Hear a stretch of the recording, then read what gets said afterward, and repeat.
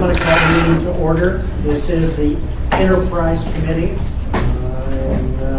On the agenda today, we've got packets back there in the back, but on the agenda today, we have a discussion with utilities, MLP and Cherokee Electric, and Bill Hoffman, AEDC. I always love acronyms. Screw that up. Yeah, I get my alphabet wrong.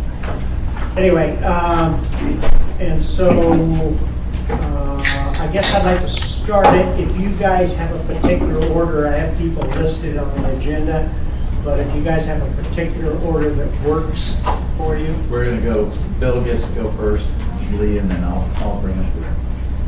Yes. Introduction for the record. And I guess we can start with Assembly. Mr. Dunbar, you get to start. Can't hear you, Mr. Dunbar. Forrest Dunbar, Dick Training. Forrest Dunbar. Dick Training. Aaron Croft, Tim Steen. Amy Bosky. Pete Peterson. Felix Rivera. Bill Pop with Anchorage Economic Development Corporation. Lee Favorite with Chugach Collective Association. Mark Johnston, Municipal Light and Power. And around. Barbara Jones, Municipal Clerk. Mike Abbott, City Manager. Brian Dickens, you guys. Julia C. Municipal Electric Association. Doug Lampkin, Building Owners and Managers Association. Jim Hewlett's Alaska Railroad Corporation. Vaughn Wilson with the Wilson. Excuse me. Logan Bassner, Electronics Group. Rachel Barabon with the Compass Group. Julie Haskett, Chugach Electric. General Commander, NASA Combat Ranger, Yellen, Ranking 2, NASA. Julius Matthew, IBW. Melinda Taylor, IBW. Good. Thank you for Bill, you're on. Thank you, Mr. Chairman, and to you and the members of the committee. I want to express my appreciation on behalf of the AEDC Utilities Working Group for inviting us to speak here today. I'm here today to represent a working group of local business interests that AEDC brought together to discuss the challenges that are looming on the horizon in the electric utilities market in regard to particular to the cost of electricity.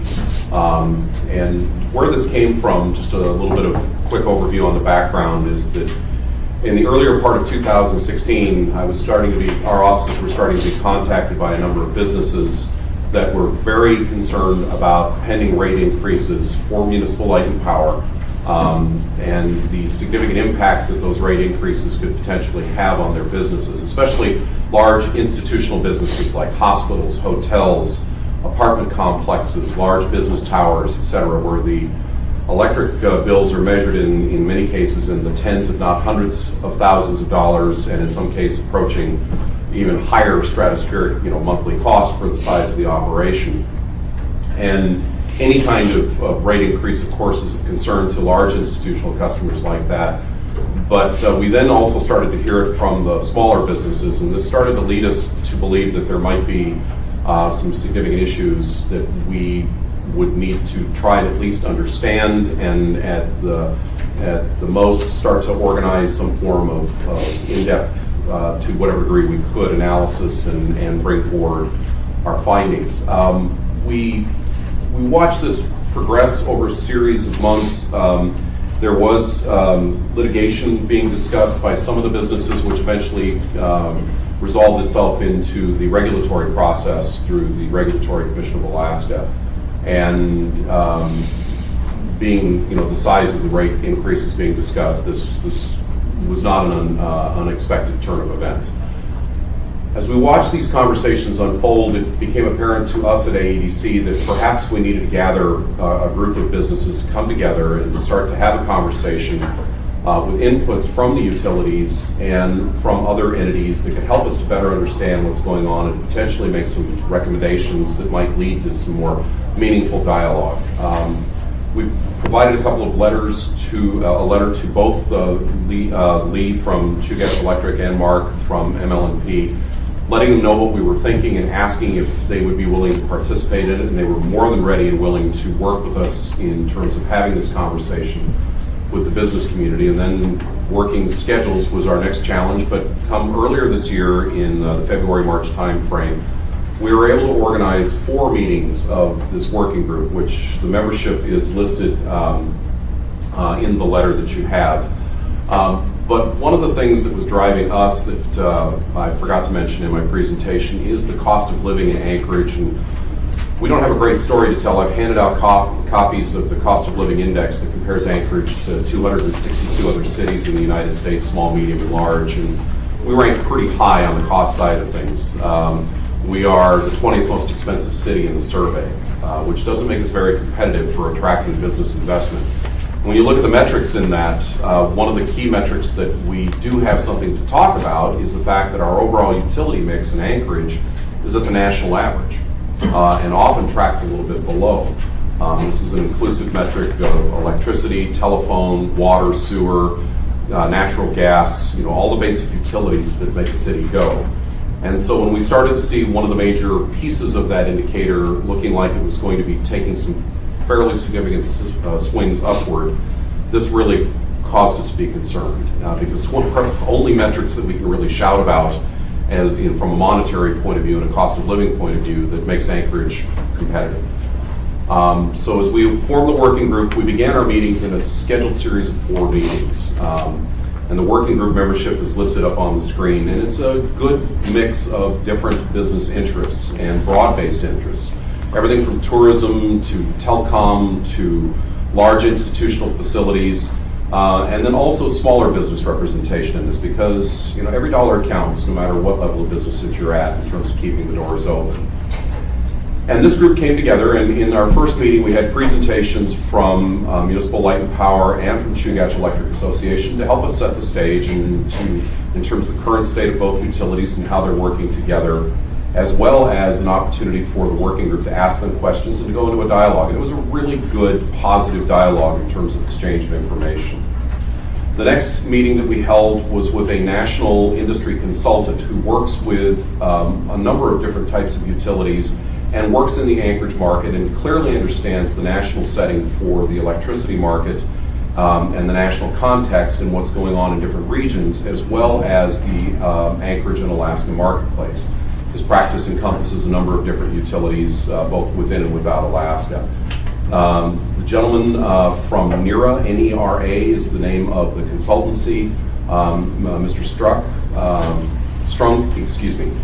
spent a couple of hours with the working group and gave them an overview on the current situation nationally and how that compares to Anchorage. And many of his comments were questioned and discussed and in some cases challenged by the members of the working group and were answered very, very succinctly and to the point that it is unusual for a marketplace of our size to have more than one utility, that we are dealing with issues on a national level with the new efficiency waves of LED lights and energy efficient appliances and consumers who are very energy conscious, that has ended a multi-decade period of per capita growth, consumption on a per person basis of electricity, and has actually peaked and has now actually declined a little at the national level and is now looking like it's going to continue a longer term trend of per capita decline, which is challenging for the economics of any number of utilities,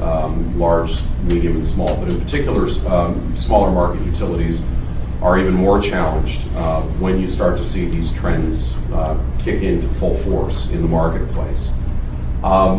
We also asked a lot of questions in regards to the overview of what we've received from the utilities about the many great steps that they have taken, the joint purchase of fuel supply, power pooling arrangements, and the other steps that the utilities have taken very positively and proactively to work together and to find new efficiencies.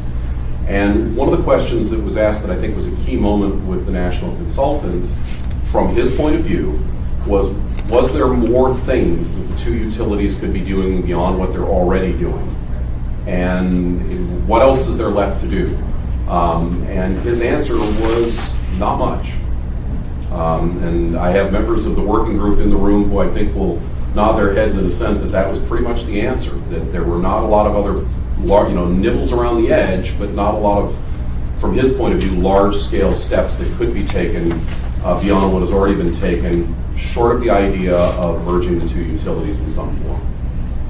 And that conversation gelled things for the working group And then we spent the next 2 meetings basically working through what our observations were, which you'll find in this document on the 3rd page, that captures a lot of what we learned in this process, as well as what ultimately resulted in the recommendations that we made, which you'll find on the final page, which is 2 basic recommendations: that we urge the municipality of Anchorage, Municipal Light and Power, and Chugach Electric Association to engage in a robust discussion with stakeholders, ratepayers, local business community, labor, to bring all the parties together into a conversation to explore whether or not there is new merit in a conversation about merging the 2 utilities.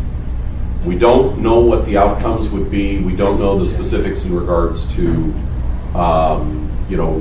what we think, how it would benefit. We think that that's a very technical conversation, but we felt that there was enough evidence in front of us based on our conversations with the utilities and with the national consultant, plus the knowledge that came from the members of the working group itself, many of whom have deep experience in aspects of this particular field of work, that led us to believe that there was merit in having the conversation and seeing if circumstances have changed in a way that would make it a positive step for all ratepayers and for the utilities to engage in this conversation and see if there's something there. The second recommendation that we made was very specific in the fact that we really encourage that the joint efforts in any case be maximized to the greatest degree possible. The current efforts that are ongoing. We think that they're very positive efforts. We think that there's a lot more work to do on those efforts based on what the utilities tell us, and that there should be broad-based support for those efforts in no matter what, whether or not there is a desire to have the conversation on the merger front. This was 4 meetings. We didn't intend this to be a in-depth, 500-page white paper. This was more a conversation starter, which was our intention. And there was unanimous agreement amongst the working group that these 2 points were our strong recommendations, and that we hope that the parties involved will at least have the beginnings of the conversation to see if there's more to talk about. And that would end where I'm at in my presentation. Do you have a question, Mr. Trey? Bill, you said 2 servicing utilities. We have 3. We've got MEA. So I'm asking, did they not want to come to the party, or were they not invited? Or why didn't the discussion occur between Absolutely. 3? So the thought here was the fact that the Anchorage Economic Development Corporation was putting this together.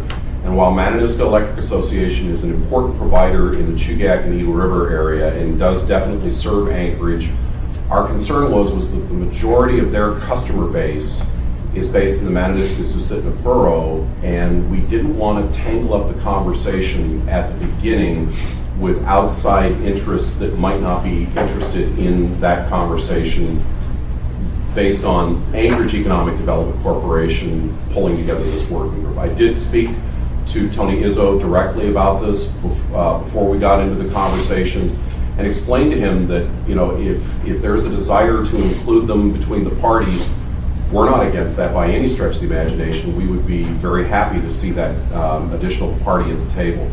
But for the purposes of this working group, and to not turn it into something that it wasn't, because there are some sensitivities here, we were just trying to not start an unnecessary, Mananiska Susitna borough, there goes Anchorage again trying to take our utility type conversation. Thank you, sir. It was just more on the sensitivity side. I'll wait till after the next presentation. Well, anytime you broach this, especially when we say anything Anchorage and it affects Chugach Eagle River, you're already in it. Because effectively, Chugach Eagle River is part of Anchorage, whether they want to be or not. We have a tape. You did hear the whole sentence, right? Did you hear the whole And then sentence? just 3 years. Whether you like to. Whether they like it or not. And so this is definitely going to be, an issue, because when this letter came out, my phone started lighting up already. There they go again. So from AEDC's perspective, I understand how you approached it, but you already know, you're already in it. And we respect that, and we just didn't want to be the ones to prescriptively say that MEA needed to be at the table right at the beginning because then phone calls would be, there goes Anchorage trying to take over the Valley's power utility. And I'm doing my best not to poke anybody in the eye Yeah. in a very difficult I conversation. understand Anchorage and the borough, but I want you also to be very conscientious to remember Anchorage and Chugach River. Yes, ma'am, always. Ms. Peterson, yeah. Thank you, Mr. Chairman. And I think it makes sense to try to limit the number of companies involved in this, because when I was in the legislature, there was a bill that they were trying to create a statewide rail belt utility. They were calling it Gretzky, or it was sort of an infrastructure that was going to be over all of the utilities, and that seemed to be an impossible task, and so it fell apart and nothing happened with it. So I think starting on a more limited basis makes sense to me. Anyway, let's here's some more conversation here and get other things on the table too. Who's going to go next? Eddie? I'll go up next if I can find mine.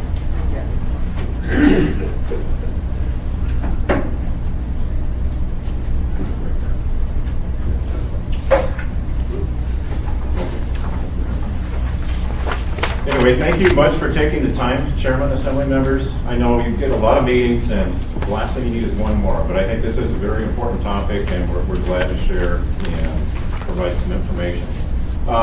Wanted to give just a little bit of background about Chugach to start out with. We are a member-owned electric cooperative. We have a 7-member board. We're not-for-profit, and like MLP, we're regulated by the RCA. We have both represented and non-represented employees.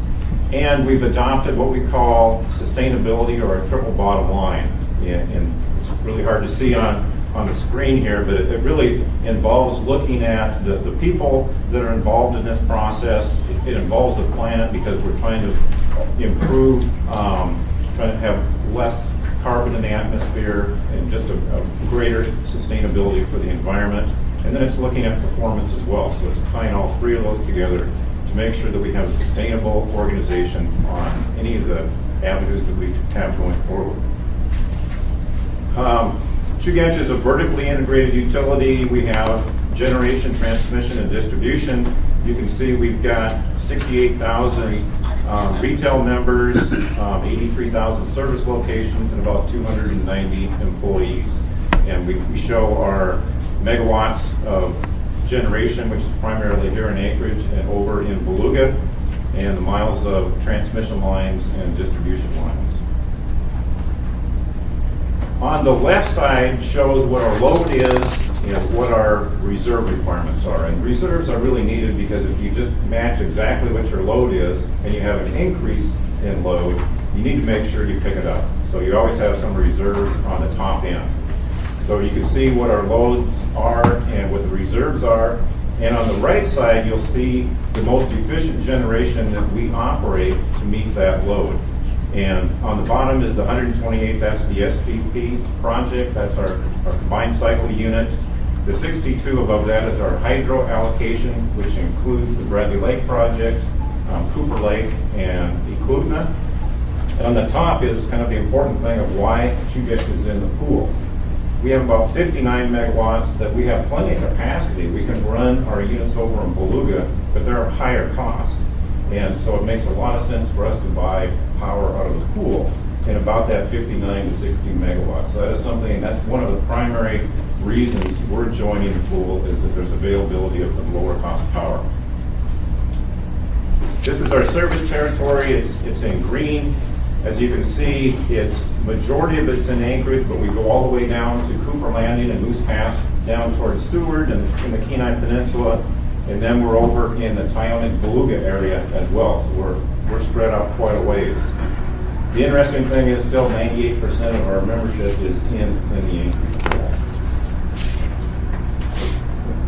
A little bit of finance information. We have almost $1 billion worth of plant, net plant $700 million. We have 30% equity in the organization, which goes back to members. Looking forward, we have about $150 million 5-year construction work program, which includes transmission, distribution, and generation projects. Annually, we have about $5.8 million in margins for a For another entity, that might be profits, but that's kind of the money that's left over at the end of the day after paying the bills. And then we are rated by 3 different agencies, and that allows us to get low-cost financing. Chugach is a little unusual. As a cooperative, we have what we call capital credits. So that $5.8 million goes back to customers at the end of the day. But we do keep it for a number of years until we retire it back to customers. So on an annual basis, we do about $3 million annually, which is about 50% of what our total margins are. And to give you kind of an example, the municipality in 2016 received about $180,000, and the school district received about $100,000. So that's all money that goes back into the community. We've done a number of joint projects with ML&P and others over the years. Obviously, going back to '91, the Bradley Lake project has been a very successful project. Aklugna, the Sings of Gas Storage, we all have different shares of that project, but it's been a great resource for Chugach and others. Obviously, the South Central Power Project and the Blue River unit that followed on that. And now we're looking at the power pool. So a number of areas where we're working together to have millions and millions and millions of dollars in savings annually. We looked at what are the different savings that we could do going forward. And these are just a list. Obviously, if we work together, you have economies of scale. You know, we can do things such as electric dispatch and gas management. There's generation engineering support where ML&P has basically the same type of generation we do at SPP, and we've got a group of engineers that battle and try to make the plant more efficient. You can leverage that with the 2 utilities working together. Substation design, we all have, we've got 20-some substations, ML&P has several, and everything is very similar. So you can have the same set of people doing design and operations and maintenance activities. Joint metering automation. We just put in an automated system where this fall we'll have 100% of our system with the basically smart meters. We can leverage that with ML&P as well. Service centers. Everybody can pick up the phone. We can pick up the phone for not only Chugach customers and ML&P or vice versa. I think there's a combination there that makes sense. Engineering support. There's GIS. There's mapping. There's a number of things that we could do together. There's probably another 100 things I could talk about, all the way from regulatory. We do rate cases, and if you did 1 rate case rather than 2, that's going to save you $1 million every 3 or 4 years. So there's just a number of things I think we can do together that would make sense in the long term. This is a little more about sustainability, and really if you're going to do anything going forward, you have to have the buy-in from everybody involved. And one thing we've said is if we did any kind of combination, there would not be layoffs. People need to go into this without the pressure of knowing their job's going to disappear. So we would manage this through attrition. Chugach probably runs through 5% of its employees on an annual basis. I think ML&P is probably similar. So you can take care of this over the long haul with attrition. We really need to leverage the talent we have. It's very difficult to find good quality employees, especially engineering and technical people these days, and we would be better in trying to work together rather than a lot of times we steal someone from here and they steal someone back, and you get this going back and forth. And we really believe in local ownership and governance. We think that's the best model for Anchorage. The planet, we've talked about opportunity for renewables. If we're working together, we can spread our hydro and be able to balance a wind project or something like that a lot better and overall have a lower carbon footprint. And performance, there's 3 key things that we look at every year.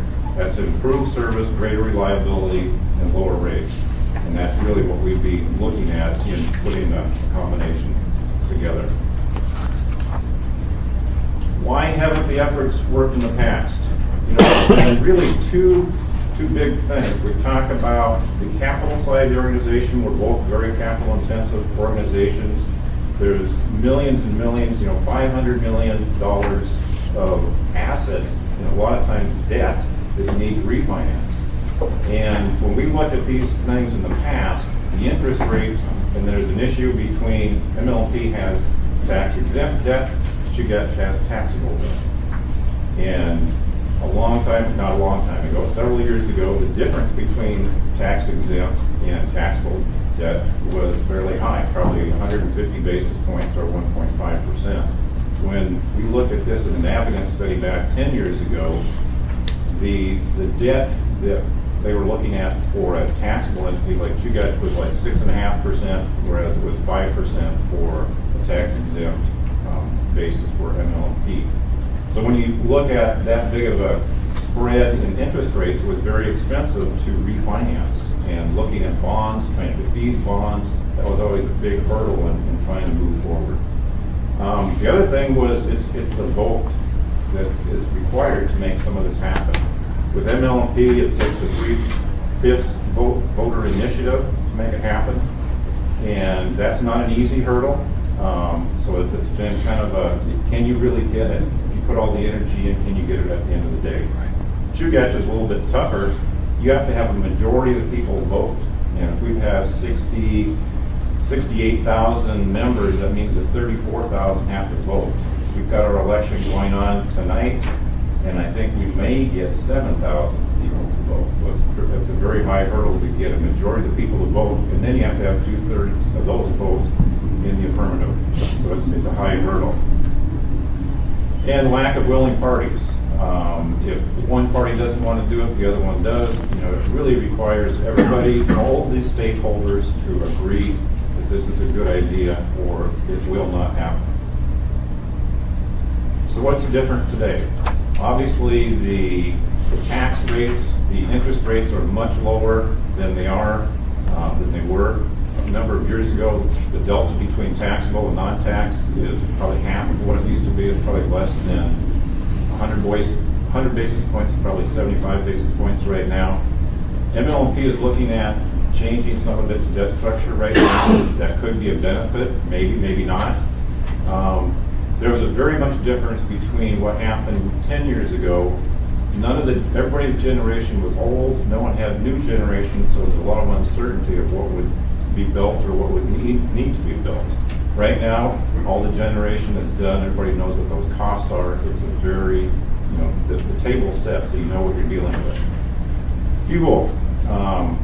If everybody remembers back in that 2007 timeframe, we didn't know where the next fuel was going to come from. We were talking about importing LNG and looking at a number of things. Today, that concept is very much set for at least 10 years.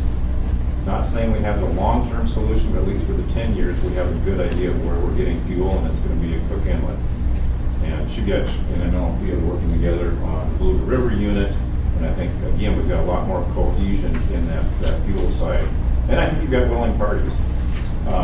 Mark and I have been working well together for the last year, and I think we're willing to sit down and try to figure out, is there something here or not? We're willing to have that discussion. So what are Chugach's recommendations? We think we do need to put a working group together. We would like to see the benefits of one acreage utility. What are the benefits to the municipality? Obviously, what are the benefits to ratepayers? And provide a process and a timeline of what it would take going forward. And we think for this thing to move forward is try to take advantage of potential interest rate benefits right now. We need to get this rolling by this fall. That, in a nutshell, is where we're at. So I'll turn it over to Mark. Mr. Dunbar, did you have a question? Yeah, if you don't mind, I'll interject here. This goes to Mark's presentation too, and hopefully will drive some of what you emphasize. So if you could go back. Oh, I'm sorry.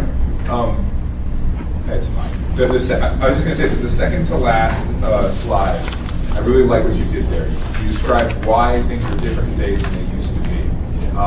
And the fact that you have willing partners, I find really exciting. It's always sort of puzzled me why a relatively small city has two utilities. But two in the Anchorage Bowl. Always. So the and Mr. Peterson and I, our district is, I don't know if it's unique, but we have about 2/3 Chugach, 1/3 MLP or something to that effect, you know. And so anytime either of you does anything with the rates, we hear about it. But I'd like a little more information from you, and then perhaps from you, Mark, in your next presentation about by how much and why are ratepayers impacted if this merger were to go forward. So how would they be impacted? How much do you think we could potentially lower the rates, and why exactly? Okay, so I think number one, actually it goes back to the presentation that was done by AEDC. And what they looked at is when you consolidate utilities, there's going to be savings just in the operating cost of utilities. And there you're looking at somewhere between, I think they discussed somewhere between 8 and 12% if you have non-contiguous service territories. If you have service territories that are right next to each other, I think you'll get more savings. But if you had 8 to 12% savings, and it's savings on what they call non-fuel O&M, basically your G&A and your operations and maintenance. Two organizations, Gas and MLP, have about $110, $112 million in that category. So 8 to 12 million. We're going to look at what, somewhere between $7 and $12 million per year in operational savings. I think so that would go to reduce rates to customers. The unknown that we have to go through is what is the difference in financing scenarios back and forth. I think you have to look at what the cost of capital is between the two organizations and what it would be to refinance. But if you could do all that, I think there are probably scenarios where you're looking at 3 to 5% rate reduction if you put the two utilities together. I mean, it's not super, but when you look at it, I think it adds up. And I think long term, you'll see greater savings going forward. But I'd say starting out, you probably would be looking at 3 to 5%. Okay. Next, Randy. Going back to chart 11 on here, past efforts. You've got their MLNP 3/5 voter initiative approval. So it'd have to have 3/5 of the voters approve it. But without MEA's people, people live in Chickadee, you've got a built-in constituency, they're going to say, why should I vote yes on that? It doesn't affect me. That concerns me because you're already starting out with a real big problem there. Her people aren't going to vote yes. Not necessarily. They like to limit the municipal. But they have more interest. though. They were part of this train going down the street. You're right. Well, I think Keep that in mind. That's one of the things you have to look at. I think part of this deal is there's got to be a benefit back to the municipality, which includes Eagle River and Chugia. So it can't be just ratepayers that benefit. It has to be taxpayers that benefit as well. And I think you have to have that equation to get the vote. And the taxpayers aren't just the ones voting, we're going to have all the residents that can vote are voting on it. So, Mr. Propt, and then I want to get back to the discussion, or to the presentation. Just very generally, how would that municipal benefit look, and how would it compare to just an outright sales from private power utility? Well, I think and there's a lot of different scenarios here, but I'll just give you one. If you ended up where the new entity purchased the retained earnings from MLP, it's going to be in the $200 million range. And Mark can correct me about the actual number. But the other entity, the new entity, would make payments back to the municipality in one of two ways. I mean, they could give them $200 million in cash. They could turn around and invest that in the community, or you could make annual payments to the municipality that would be, basically a permanent fund of some kind. So there's a couple different ways you could do this, where the municipality would get the benefit of retained earnings that they have their ownership in MLP. Moving right along.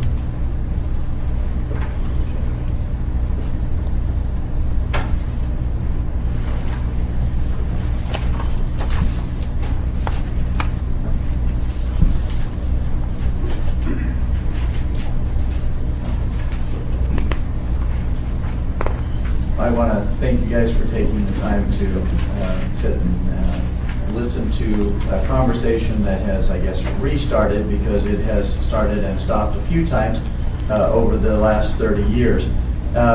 We provided a snapshot. It's more for informational purposes. You guys have seen most of this before, so I'm not going to spend a whole lot of time going into any of the detail about our customers, our generation, our employees. The working group, as Bill said, he contacted us. Lee and I have worked very well together over the last couple of years, and we were happy to go in and kind of give them a little bit of background on who we are, how we do things, and how we have started working, I think, closer together over the last couple of years to achieve some of the benefits that AEDC was looking for and address some of the concerns that they have. Because I have talked to a number of our customers since the rate increase was announced, both on the commercial and residential side, and as you can probably guess, they tend to fall on the side of not being happy about it, and gives me an opportunity to provide some education. I've been out to a number of community councils and other business groups to talk about it as well. But I wanted to go back and we've mentioned the Navigant study a couple of times, and just give a little bit of overview on what it was that they looked at, how they went about it. It was co-chairs, Mayor Begich at the time, and I believe Liz Vasquez was chairman of the board at that time. And then a couple of assembly members and other business leaders that are there. So what did the Navigant study actually look at? What was it, was it just a merger? Well, they looked at 7 things. Whether or not ML&P would acquire Chugach. Chugach acquires ML&P. Both of them are acquired by a private entity. Set up some type of governmental entity, say a power authority, where it acquires both of the utilities and operates them under the governmental entity. You put some type of new generation transmission together that benefits both utilities, but it's government owned, and that, I think, is addressed what Lee talked about, in that the financing at the time was more advantageous to do it as tax exempt.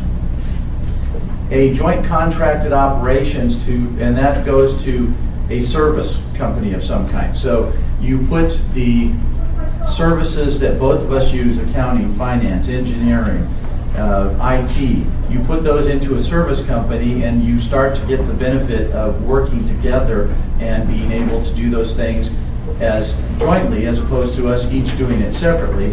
And then the last was that a single jointly owned power plant, and that ended up being SPP, where we did that together. So this is part of what they came up with, is what were the estimated savings for each of those 7 opportunities.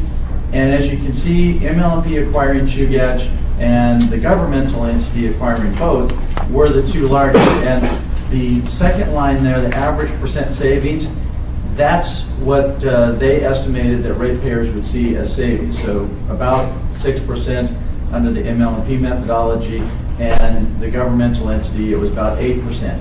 And they looked at a 12-year period to say what would the savings be, and obviously some of the possible options, there weren't savings that cost a little bit more. And I think that when you look at number 2 there, Chugach acquiring ML&P, that is skewed, and part of that skew is, as Lee talked about, the difference in financing and what it would cost to be able to defease the ML&P debt. And we have looked at it, as he mentioned, related to the power pool, and what that cost would be for us to exchange tax exempt debt for taxable debt, and it can be a significant cost. And so that's one of the reasons why you see that that's an increase, and I don't necessarily think that this is, it shows what it would be today. But what were the source of the savings? The bulk of the savings that they came up with were in the labor reduction. And at the time, I believe there were about 500 plus employees, and they were looking at a reduction in the number of staff somewhere between 2 in the instance of a new G&T, but it's normally between about 100 and 133. And they went into significant detail as to how they thought that those savings could be done, and then also what areas you would take those reductions from. What I think that Lee and I have talked about over the last year is that a lot of this has actually been accomplished. I mean, we've been reducing staff through efficiencies. We've reduced staff through the use of technology that allows us to do things more efficiently than we've done before. And then just through attrition, what you see is that he mentioned they have about a 5% turnover. We have probably in that range, but just this year in 2017, we're going to lose 5% of our staff to retirement. You have a lot of knowledge base that goes out, and what we are finding is the pool of applicants is really shallow. You can't go out and find somebody to go in and pick up that position. A good example that Lee mentioned is regulatory. There aren't a lot of regulatory people out there, and so what we've had to do is identify people that have a skill set that we think it will work with it, whether it's economics or financial analysis, something like that, and we can teach them the regulatory aspect of it, because you can't find anybody to do the regulatory. So what's changed since the Navigant study? It's been 10 years, so what's changed? One of the things that is not necessarily for the better is fuel prices have increased. And even after the tax credits that the state put in place to ensure that there was a better supply of gas within the Cook Inlet, they also had a large company that came in and acquired a significant portion of the inlet, 85% of the inlet in Hillcorp. And they are much more efficient, but what that has done is it's limited the amount of competition. And so the state went into an agreement with them, a consent decree, which kind of identified what the price would be, and so as to not allow them to increase it significantly over time. So it increases it 2%. What that does is, yes, it holds the upper bound on it, but what if the price really should be less than that? Everybody tends to gravitate towards that consent decree. Other operational costs for both of the utilities have increased. The cost of employees, the cost of benefits, retirement, medical, those have continued to increase. As Bill mentioned, we both have flat or declining electric loads. That is from the fact that people are putting in more energy efficient appliances, LED lights in their home, and they use less energy as a result of it. But at the same time, we're starting to see more distributed generation. That's solar. There are some wind turbines. Somebody putting up a wind turbine at their house used to be the bulk of what we saw for distributed generation. Now it's solar panels. But we also are seeing larger businesses look at, is there a way for them to help control their costs by doing, say, a cogeneration project on their facility? And so those are starting to affect our ability to generate load. Technology is changing. And if you have ever bought an iPhone, when you bought the iPhone 5, when the 6 comes out, it's not cheaper than the iPhone 5. And what we see is that the investment that we need to make in technology is continuing to be more expensive. It has the benefit, obviously, of it can make you more efficient, and that can, in fact, mitigate the increased cost, and we see that with the smart meters, the AMI meters, in that they do a lot of things that allow us to do what we do better, more efficiently, and therefore it pays for itself over time. Aging workforce, we've already talked about that. For ML&P, we have about 25% of our workforce that has 15 or more years of service. And about half of that 25, or about 12.5%, is 20 to 25 years of service. So the 5% retirement that we've seen this year, for the short run, the next 5 years, 10 years, is not going to be an anomaly. That's going to be more the norm. The other thing is 70% of our workforce is over 40 years old. And with whether it's that they want to put in time into the PERS system and then retire at a young age so that they can go and buy a boat, sail around the world, or they want to have a second career, we think that aging workforce is going to be a problem for us, because as I mentioned, we can't find the staff to replace those workers. And I was at a conference last week with the Northwest Public Power Association, and there were about 100 utilities represented. This is one of the biggest issues that they have, and they're seeing the same thing. So you could say, well, we're Alaska, we're isolated, and therefore that's why the pool is not that big. Everybody's got the same problem that we do. So how have we responded to those challenges that we've seen within the last 10 years?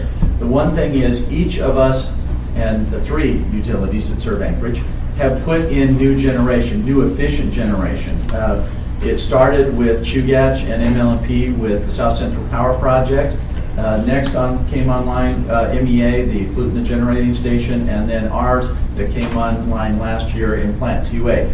That efficient generation allows us to burn less fuel. Fuel is a major component of the cost of electricity and doing what we do.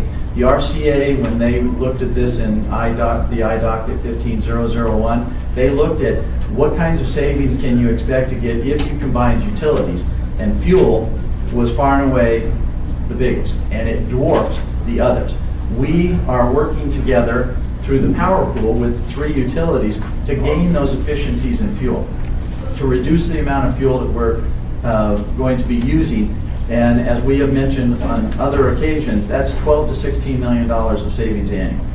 That's what we see as the possibility, how we can start to see rates, at least maybe if they don't go down, that they don't go up as fast.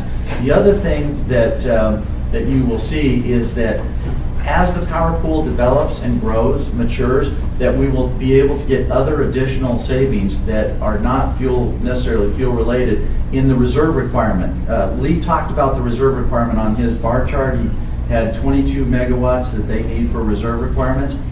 Well, if he's doing that on his own and his efficient generation is maxed out, then he has to go to Beluga, which is less efficient, and start an inefficient unit to provide that reserve capacity. We have the same issue. But if the 3 of us are working together, Chugach, MEA, and ML&P, and total we have a reserve requirement of, say, 60 megawatts, we can start 1 unit that's efficient and cover the reserve requirement for all 3 of us. The other thing that it allows us to do, and Lee mentioned this with the hydro, is optimize the use of thermal and hydro. So if there's a time period, and we have a large share of hydro between the 3 of us, where we would have to start an inefficient unit, we can bring up the hydro to cover that capacity and shave that peak, take care of that without having to address it with bringing on a new unit and the cost associated with it. Secure a better gas supply going forward. We have been part of the BRU since 1996. When we talked about buying the next share, we came and we talked to you guys and talked to you about the money that we have saved over the years, several $100 million. But in working with Chugach, we had the opportunity with Conoco, 1/3 that was going up, to get additional shares and to provide a secure fuel source at a reasonable cost, which is below market, for a period of time that we estimate for us goes out to 2033, and for Chugach, it's a smaller portion of their fuel, but it still is a low-cost portion of their fuel. And the last is workforce reductions. What we have seen is that Chugach in the last 10 years has reduced their workforce by about 12%. We've reduced our workforce by about 10%. Now, if you look at the authorized positions, you might say, well, but wait, the number has gone up. But currently, we have 270 authorized positions and we have 233 employees because we can't fill the other positions. And so we are working that. One of the things that Lee and I have talked about as it relates to the power pool with a single balancing area and joint dispatch is the fact that I know Lee, I know Tony, and us as well. You try and find someone's dispatch, it's a very technical set of skills, and you can't find the person anymore. you have to bring them in. What we do is we have a training program where we take somebody, one of our operators out of the plant, and they spend a year in dispatch learning it, and then they go back to the power plant, or in most cases, they just fill the job of somebody that is either retiring or is leaving. All of us are looking at that particular job as one example, and if we can bring those together, we don't see any loss of jobs. What we see is we can continue to have the coverage that we need to address that ability. One of the other things that Lee and I have talked about over the last couple days is metermen. The guys that go out and install meters, remove meters, he has a need for metermen. We have a need. We have a staff of 4. 3 of those are eligible to retire. The 4th is someone that we just brought on and doesn't have any experience, but he's a journeyman lineman that we're going to have to train to do that. We are working with the IBEW to try and develop an apprentice school for that particular work schedule so that we can provide a flow of people that have the experience and know what it is that they're doing and can have a really good paying job, but you can't go out and get them. I think that Lee said that the last couple that they have hired, they've had to go to the lower 48 and go to meterman schools and bring the person up. As anybody that's been here knows, when you bring somebody up, it's not always successful because the person either really loves Alaska or they don't. So where do we go from here? One of the recommendations for AEDC is some consolidation or merger. That is several of the things that the Navigant study looked at. And the other was, I believe it was case number 4, was some type of power authority, a governmental entity that you set up in Oregon and Washington. They have public utility districts. And they run the utilities. They have a board that is elected, much like the Assembly in Anchorage is. And so the consumers of that service elect that board, similar to what happens with Chugach, and they have a say in what happens at that. With a power authority, you can also have a much higher debt threshold than what either of us can have. And what that allows you to do is when you look at the cost of financing anything, equities are very expensive. Debt tends to be about 1/3 of that cost. And if it is some type of governmental entity, they have the ability to go in and address some of the issues that Lee talked about for ML&P and how we utilize our debt to build our resources and then what we can do. So it provides flexibility. We could sell to a third party. To Mr. Croft's question is, well, why not just sell it to somebody else? There may be benefits to that. What are those benefits? That's the thing I think that we need to look at. One of the concerns that has been raised by the Assembly is the change and the restriction that we had beginning in 16, and there is maybe the opportunity to invest more in ML&P and as a result of that see a better return from ML&P. And the last one is to do nothing, and I don't really think that that is an option. You can't really do nothing. You have to look at it, see what the opportunities are, and then move forward from there. Okay. And seems to be getting it. There we go. Okay. So, what is necessary for us to move forward? Bill's organization met with this group, and they put forward something. Look at this. Study it. Ask what it is. I think what you need is information. When you put together the group that Lee referenced, whether it's MOA, ML&P, Chugach, includes MEA perhaps, maybe other stakeholders, what are you going to need to know? You're going to need information. Because we know how we work. We know, and we have consultants that can tell us, if you do this, this is what you might be able to expect. But I think from both of us, we have to have a better understanding of what the utilities work. Both utilities. Because if you're going to sell your house, or you're thinking about selling your house, what do? you go out and maybe you contact a realtor and you say, you know, if I sold my house, what would it be worth?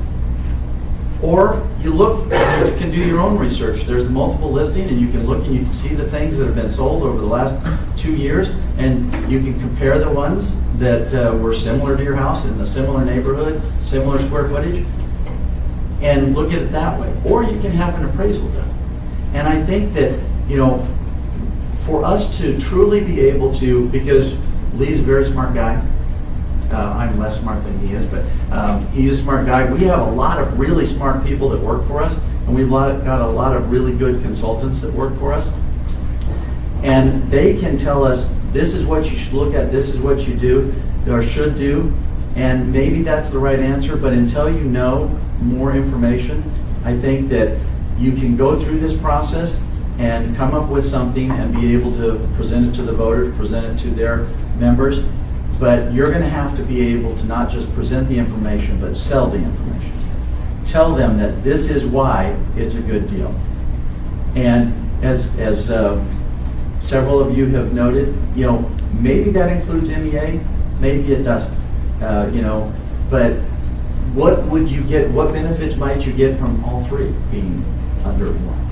And I think that that's the challenge that we have, and I believe that is my last slide. So I'm ready to answer any questions that you may have. I have a couple of folks. Mr. Dunbar, Mr. Trainee, and Thank you, Mr. Chairman. So can you go back one slide, please? This is kind of a heart of the matter there. So you mentioned that there are benefits to selling to a third party, which I think are pretty clear. I mean, there's probably a large lump sum deal to what we want with it, but I think there's also cost there, obviously, too. If we're talking about selling to a third party that's out of state, then you've given up a tremendous amount of value and control out of state, right? But I kind of want to talk about number one. And this might be more of a question for Mike, for Mr. Abbott. So one of the problems we've had in the last couple of years is that we've lost the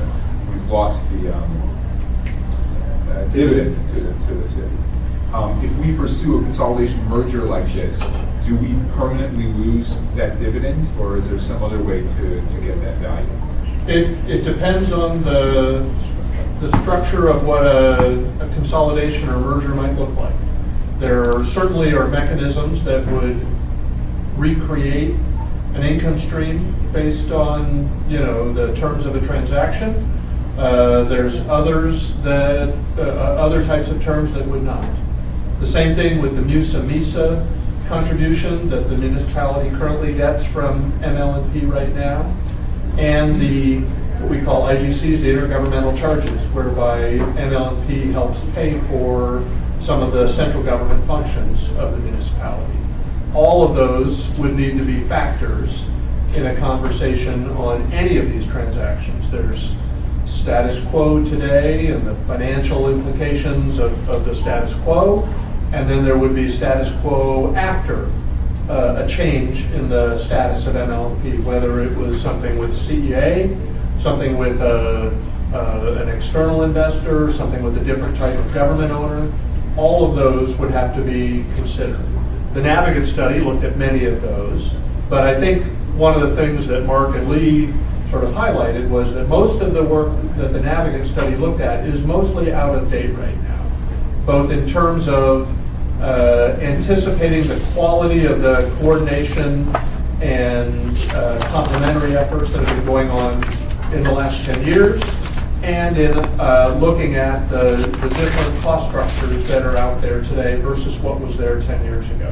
So there's some benefit to the work that the Navigant folks did 10 years ago, but it is certainly not ready for us to pull off the shelf and just to use that without at least updating and likely recreating a lot of its work. Basically, we are starting from a blank slate. We can, if there is further work to be done, we can build it however, in terms of those of us that are working with ML&P, however we want to. Well, I think you mentioned sell to a third party, and could be benefit to them, but there would also be drawbacks, as you mentioned, loss of local control. You know, they would continue to pay property tax, which would be a benefit. But, you know, they could, if they come in and they have a higher equity structure, then that probably, and they pay more, that most likely, unless they are just really good, is going to cause rates to go up. I mean, there's just there's no way around that. Why would you buy it if you didn't think you were going to buy it? And I think that some of the things that Mike mentioned would be ways for them to adjust that. The IGCs, that, you know, for us, it's $4 million this year, $5 million next year, that's something for them, but they also have to take into account taxes. And so I would say that each of the first three there have benefits and minuses with them. And so it's how you structure the deal to get the most benefit for the taxpayers who own us and the ratepayers which receive service from us, but also the members of CHUGATCH too, because obviously they don't want to do something that's going to hurt their members either. Mr. Training. Mark, Lee, and Bill, thanks very much for this presentation. Appreciate it. You know, when we look at consolidation and merger, I want us to take into consideration North Anchorage, her area. Because when I look at what the developable land is, it's in her area. As Anchorage grows, it's going to be in her area. I want to make sure that if we provide power to this area, that includes her area. So we've got both residential and our I property that's there, has the quality of power coming they need to have industrial being put in there. So I'm happy to support working on this. We need money we can save up putting money together and do another study, because this one study is 10 years older. But I want a study that incorporates her area. Because North Anchorage, she has to call Eagle River CHUGATCH. I prefer Eagle River CHUGATCH, actually. It is North Anchorage. It's where the future of Anchorage is at. We don't have a land here, they do there. I want to make sure we service them. I used to have MEA, I still have MEA. When I lived in Eagle River CHUGATCH, MEA was unreliable. I think they're better now, but at that time, it wasn't. I want to make sure we've got one entity for this town. Since they're not here, I will speak to them. They are much better. I do want to make sure that. Let's hope so, because it used to be 5 days before you had power when we went dead. Let the record show also Mr. Weddleton and Mr. LaFrance have been present for some time. Mr. Pascal. Thank you. Mark, one thing I would like to have, I mean, they have it in the CHUGATCH presentation somewhat, but if I could get a better map specifically of MEA, MLMP, and CHUGATCH service areas and look more closely at that. I can't really read very well off of this. It would be helpful for me to see. The other thing I would say is, you know, the elephant in the room, going on what Mr. Trainee said, it's not as easy just to kick MEA out of CHUGATCH Eagle River, not North Anchorage, CHUGATCH Eagle River, because there are high thresholds for their membership to vote on that. It's member-owned, and it does extend. But I'm intrigued by the concept of potentially, I'll just say it, divesting the municipality of MLMP. I'm intrigued by that. But my question is, as we talk about this cooperation, is it simply the geographic, you were just looking at the Anchorage Bowl, and that's why you naturally went with CHUGATCH, allowing them, because in my mind, you have MEA to the north, MLMP is kind of sandwiched in the middle, and then CHUGATCH to the south. But you guys are kind of actually, it's kind of a weird service area. It's kind of spread around, isn't it? Well, and I think this is why the map would help you. right, and I think that one of the reasons that the conversation for AEDC and the conversations that Lee and I have had started between the two of us is that we have the joint plan, SPP. We are joint owners of BRU. We started the power pool that way, but then we talked to MEA, to Tony, and he said, yeah, I'd like to do that, and so we brought them in. I think that there are ways that we can incorporate MEA into whatever comes about as a result of this study, that they will see benefits, and they do through the power pool, but there could be additional benefits if it is joint dispatch, because they have a dispatch function. Tony has talked about, most recently at the Make It Monday forum, that when they were going to do their plant, they could have done gas, nominations and had a gas department. They determined that it would take, I believe, he said, 2 full-time equivalents to do that. Or they could partner with Chugach, who had done it for them for some time, and utilize their resources and save money. And I think that whether it's gas nominations, joint dispatch, potentially regulatory or finance or engineering, whatever those things are, I think that we have the ability to bring in MEA to participate in the savings that could be generated without necessarily having MEA be part of an entity, or maybe they think it's a good idea to have one utility and that we could bring them in and have a single utility as well. I think that at this point, I would go back to my last slide, information. What we don't know is greater than what we know at this point. Yeah, I was just trying to understand. I think that's a lot of good information. I'm just trying to understand. It sounds to me like the biggest inhibiting factor in why there's an actual inclination of ML&P to look towards Chugach is because of that existing relationship with SPP, right? Is that how I'm understanding you to say it? I think that we spend a lot more time talking to Chugach than I do to Tony. I like Tony, but there are things that we have to work on together. With BRU, our staffs have to participate in the Working Interest Owners Group together. With SPP, we meet once a month, and our staffs coordinate on a daily basis. And so we have some of those I guess fibers that connect us together, that it's much easier conversation to at least start. I think that it wouldn't be that difficult to involve MEA into conversations or into the study. And yes, it's easy with the two of us, but as Lee pointed out, part of what happened in the past is that it may be easy, but it's not as easy as it looks. And so there will be mountains that we have to climb to get over. And I think that they're not insurmountable. And I think that we have the ability to either bring MEA into it, or MEA can benefit as a result of any combination or consolidation. It'll be fascinating. I think it goes back to that map. I'd like to see it, because if we start talking about changing ownership interest in ML&P, I have not yet ruled out. Maybe MEA is not interested, but maybe they want to grow their southern border versus Chugach growing their northern. I mean, I see the benefit for Chugach, but let's put it this way: I'm not in the tank for either side. So I want to just be fair, and I'm not a huge proponent in let's go into this with one option and only one. I think if you're going to go into it, you do need to go into it with your eyes wide open, knowing there's a lot you don't know, and there could be benefits for the city on either side. And I think that that's, the top three there. There are a lot of things. Mr. Croft talked about, somebody else, and maybe that somebody else is MEA. Maybe there's benefit to them.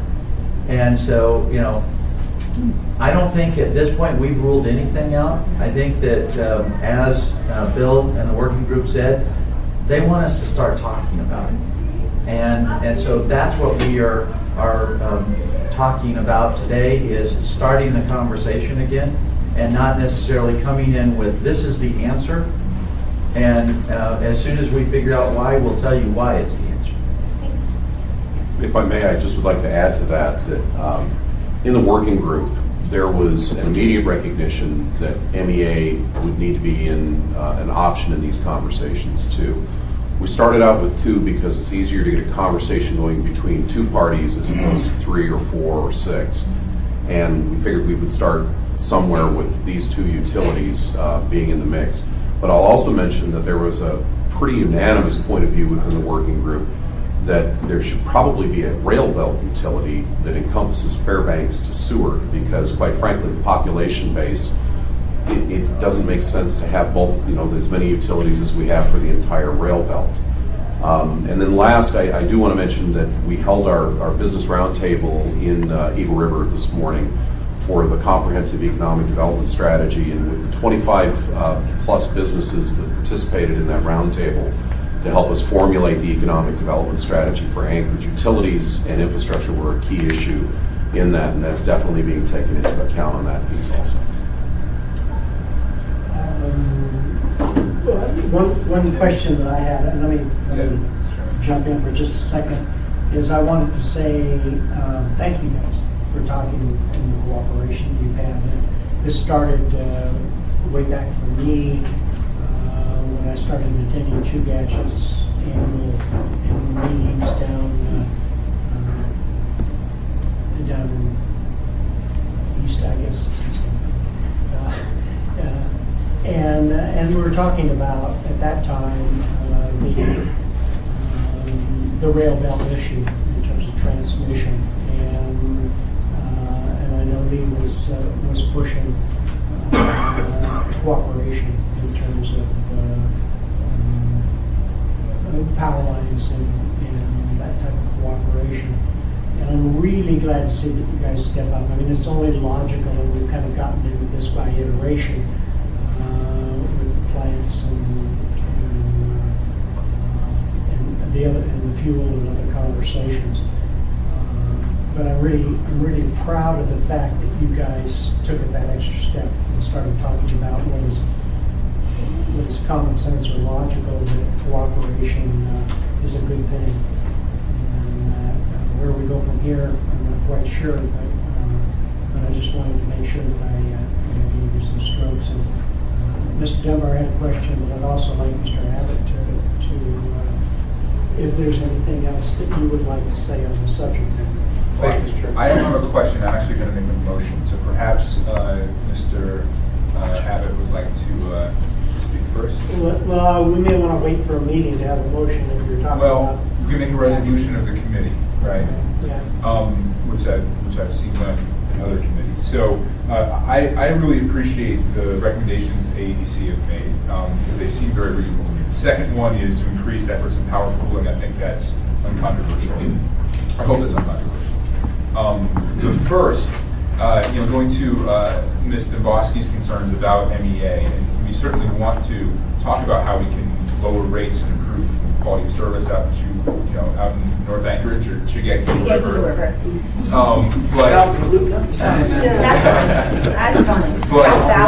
But it doesn't strike me that the first recommendation the ADC is making anyway precludes that. What they're saying is they want these two entities to start taking substantive steps to explore the merger opportunities. That doesn't mean that they have to do it now. It doesn't mean they don't have to work with MEA in the future, maybe bring MEA in as well. And I don't know, I mean, something to talk in another meeting about is there any way to get those MEA ratepayers or to have them join us without having to take a larger swath of MEA itself. But anyway, what I'd like to make a motion is that we have a resolution of the Utility Enterprise Committee that adopts these two recommendations by AEDC and puts it forward as a recommendation, as a resolution of the committee. That is to execute and expand power pooling, and that these two entities make substantive steps to explore merger opportunities.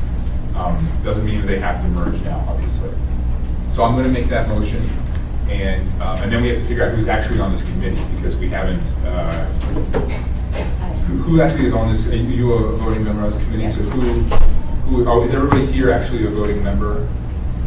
No. So this is our new. I'm not sure that we need to be that official in terms of. I'll second Tim. Okay, I guess we do. So, Mr. Trey. do you have a point of discussion yet, or is that? Well, are you finished? Okay. So I don't have a problem with people exploring different options and stuff, and the AEDC recommendation says to engage local stakeholders. I think it's crucial that MEA is identified in our resolution as a local stakeholder, because for me, as I said, I'm not adverse to exploring the option of divesting municipality from MLMP. But I think I'll use the term pick favorites early without knowing what we know we don't know, as Mark kind of alluded to, there's a lot we don't know. I think it's sending a signal that we're already kind of looking at a path and not looking necessarily at another. So I just think it's important, especially MEA is to the north. Chugach Electric is part of the equation. So is MLMP. I just think it's I think it's reasonable to indicate somewhere in there that MEA should be part of the conversation. I'm not, like I said, I'm not at the point yet where I'm ready to say I think that's a good idea or this is a good idea. I know this is an immediate stakeholder that does border this service district. So I guess the question then, when you refer to local stakeholders here, Bill, did you guys envision MEA as one of those stakeholders? We were non-prescriptive as to what the definition of local stakeholders is. Yeah, it says including ratepayers, labor, renewable, efficiency, energy. But we weren't prescriptive in terms of who those ratepayers are. It could be ratepayers of MEA who are part of the citizens of Anchorage. I mean, Sure. I want to be real clear that we did not go into this to say only Chugach Electric and ML&P do or die. We recognize that the MEA very definitely has interests involved in this discussion, but we did not feel that it was appropriate for us to be prescriptive in that at that level. We felt that the powers that be that are involved and who we are initiating the conversation with should decide who should be at the table. I don't think we're ready to dictate the structure of things, but I think we're ready to endorse the continuation of a process, because I see it as a process, and I think we have to deliberately take whatever steps we're taking, keeping in mind what the end may be. But we need to continue forward because we're making good progress that's going to benefit all our ratepayers. And so I think it's a good process. Can I ask a question? Sure. So your resolution or your recommendation to accept the recommendations of AEDC, do we have to accept their recommendations specifically? Like, yep, these are, or can we, accept the recommendations with the? I guess my point is, I'm trying not to get into their weeds. Just say, these are great things that we should be looking at, and we agree we should look at it, and we'll continue to look at it. Do you know what I'm saying? I like the way they phrased both of these points, and I think they're written broadly enough that they're broad but also substantive, and that's why I like these two, and I'd like us to kind of, and that's why I want them to go forward as a resolution. I think if we go more general than that, it becomes a little bit meaningless, I would go with your recommendation if we can find somewhere in there to mention that we view that MEA is a significant stakeholder that needs to be part of the process. Because they service my entire district. Amy, that was my first consideration too. As a matter of fact, I brought that up and I said, because they had an agreement to work together, the three of them. Yeah, I would take that as a friendly amendment. I don't think it's, because the word is engaged. Because it's not prohibitive. Right. And we just want to signal, if we're going to pass a resolution, I just want to signal to both the stakeholders that have started the process that we view this other stakeholder as significant. And that's why I want it included in there somewhere, because But the there may be reasons why they don't want to be as well. But Exactly. Nobody's we haven't touched the MEA board. They may not have any interest other than finding. I'm sure. I mean, they've already showed through their cooperative agreements that they want to find efficiencies and work together to bring down the cost of all three utilities. But I think for my district, it's very important that we acknowledge as an assembly that MEA is a significant stakeholder and needs to be engaged, not just leave it too broad. So. I want to hear from Mr. Abbott here to make sure that we've touched the bases that the administration thinks we need to touch on this issue before, here comes another player, before we go too much further. Thank you, Mr. Chairman. We welcome the guidance from the Assembly or from this committee to move in this direction. It's certainly the mayor's inclination that we consider the future of ML&P and electric utility service for Anchorage generally. To Ms. Dabowski's point, I can't imagine a process that the municipality would work on this that would not include an active role for MEA to the extent they wanted one. But I can't imagine a system or a process going forward where they would not be invited to participate and comment and review throughout this. As Mark and Lee have both alluded to, we have an excellent working relationship between the three general managers and their organizations. we're not going to put that at risk by suggesting that we're going to try to hide something from MBA or build a process that they're not going to be aware of and have the opportunity to participate in to the extent they want to. So I think we would see Mr. Dunbar's proposed endorsement of the AEDC findings as a very positive step and would move forward accordingly. That's why I just suggest maybe, Amy, if we could, maybe we'll just insert, I want to take their language that they have here in 1 and 2, maybe just insert a number 1 between ratepayers and labor, we just put MEA in there. Is that good? Okay. So that's the motion I'm making. Right? Mr. Train. When we started this discussion about an hour ago, I seconded this an hour or so ago. I can't bring an MEA in here because our town has 3 utilities, basically. True gas, electric, MLP, and MEA. And to make this work, we have to have all 3 of these. Well, we don't have CHUGATS at the moment. I mean, in terms of, all we have is MLP at the moment. Whatever. I'll support this. Mr. Mayor, did you want to make a comment one way or another on the topic and how great this discussion was? Not at this point. Thank you very much for the invitation. I think one measure of how difficult this can be is how difficult it was just to do that resolution. But I think everyone's thought, including me, thought this has been obvious for a long time, but it has significant difficulty.